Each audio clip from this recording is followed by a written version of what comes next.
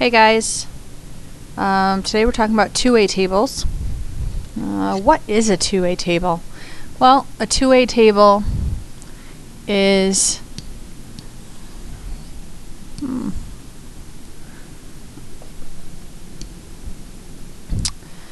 a two-way table is a way to organize data with two variables to see if there is a relationship between them. Okay, well, we've just been doing that with a scatter plot. We've looked at data and we've looked to see if there's a relationship. So how come we can't just use a scatter plot? Because our data that we're going to be talking about is non-numerical. Okay, so for example, here's what a two-way table looks like when it's completed, when it's done.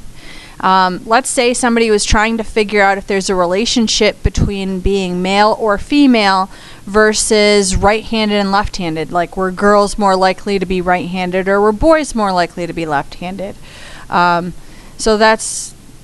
what would happen is that somebody would collect data and record it in the chart, and then we can answer questions about it. Which gender had more participants in the survey? Okay, so we have genders of male and female, and it just said participating in the survey. It's not really talking about left or right-handedness. Okay, so a number more participating in the survey. Well, males was a total of 68, and females was a total of 53. So males had more participating in the survey.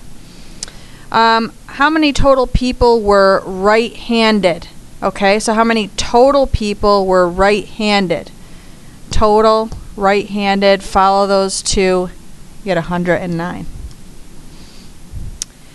All right, how many left-handed males are there? Left-handed males was 5. Okay, so that's how you read one. All right.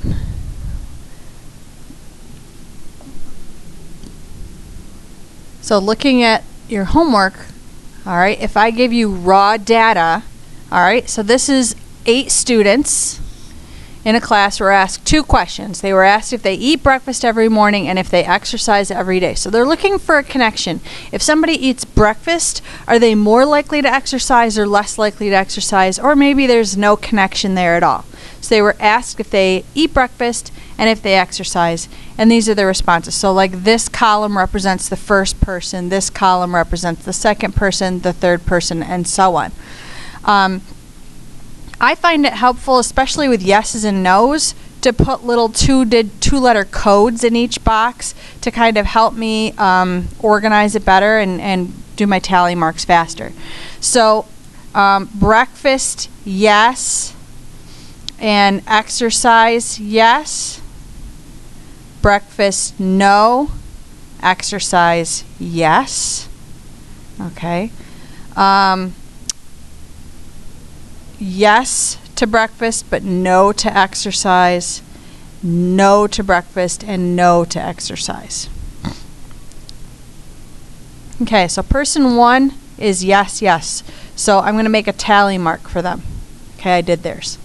Another person said yes to both. I'm going to put a tally mark in there.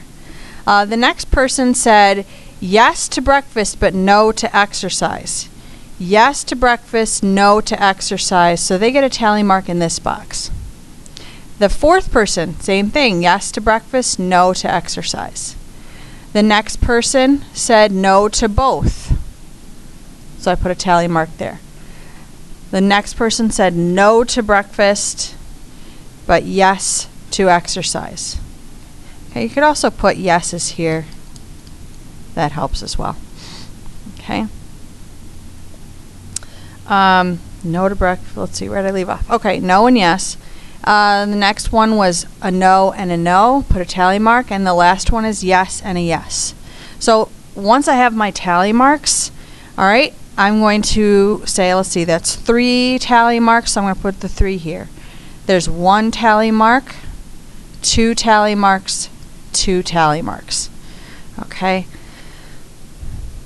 Then you have these total boxes going across and down. And this is what makes a two-way table a two-way table. You're going to add in two directions. You're going to add down. So 3 plus 1 is 4. 2 plus 2 is 4. And you're going to add across. 3 plus 2 is 5. And 1 plus 2 is 3. Now, it told us in the beginning there were 8 students that participated in answering the questions.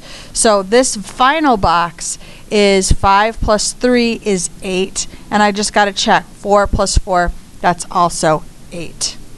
Okay, so that is how to do a regular two-way table. Okay. So if you have a two-way table, you can kind of see which number is the biggest and so forth. But sometimes the size of the numbers isn't really meaningful. Okay, for example, if 5 boys in our class are left-handed, that's meaningful because I'm saying out of our class. But it would be different if I said 5 boys in the whole school were left-handed. So that's what I mean by relative in math. Okay, the size of the number has more meaning when you're comparing it to something else. All right. It means that a number by itself is not meaningful. We need to be able to compare it to other numbers to know how large or small it is compared to something else. So if I say that 5 boys are left-handed, okay, 5 is not terribly meaningful. If I say it's out of our class, okay, out of say 22 students, all right, that's like close to 1/4. If I say 5 male students, 5 boys are left-handed in the whole building, that's out of approximately 900, and that's a whole different percent. That would mean, you know, being left-handed is much more rare. So the number 5 is not meaningful until we compare it to the total. Okay? So relative frequency is when we make a percentage of the combination of two variables that occur together so we can tell when it's the most frequent. Okay? How do you calculate it? You make a fraction with the numbers in each category over the grand total and then convert to a percent. So with our right and left-handed example, okay, we're taking these values right here and putting them over 121 in the blank chart. Okay? So 7, you kind of do it off to the side and small. 7 out of 121, 5 out of 121, 46 out of 121, and 63 out of 121. So we're making percents. So on your calculator,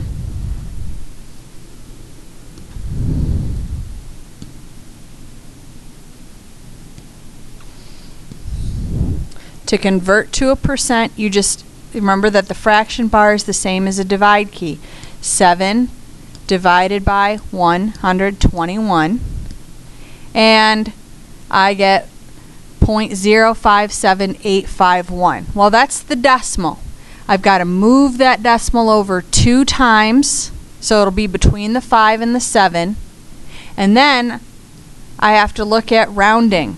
Okay, the 8 tells the 7, because 5 or more raise the score. 8 tells the 7, go up to an 8. So that's 5.8%. 5 divided by 121. Okay, again, move that decimal in your mind over 2 times. It'll be right here. 4.1%, because the 3 tells the 1. 4 or less, let it rest. 4.1%. 46 divided by 121, okay, is 38%. because if I move the decimal over 2 times, okay, it's between the 8 and the 0. The 1 is 4 or less, lets the 0 rest. 63 divided by 121. Okay, 52 point, now 6 tells the 0, 5 or more, raise the score of 0 up to 1. Okay, and don't forget percent signs. Then I'm just going to add the percentages down and across just like I did in the regular table, but I'm adding the percentages. Okay, so this value, this value, this value, and this value, adding down and across. So when I add 5.8 plus 4.1, 9.9%. 38% plus 52.1%, I get 90.1%. When I add across, I get 43.8% and 56.2%. And then adding down and adding across. No matter how I add, I should always get 100%. Because 100% represents everybody. And that's in the same place as 121.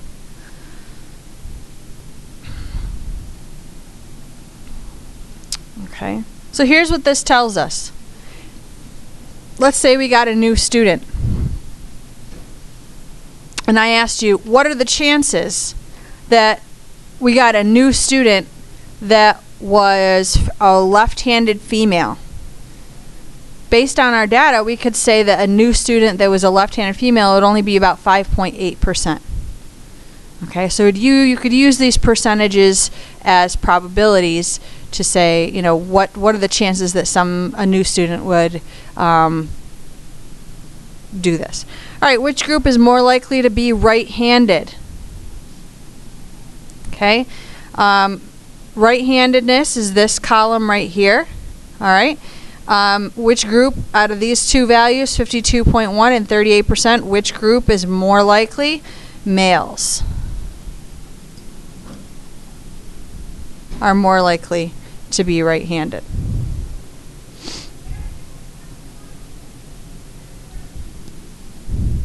So now if we go back to the homework and we're looking at, again, students making a percent of students that are eating breakfast, then and exercising, we're again going to take these 4 values and make fractions of them with the 8. So 3/8,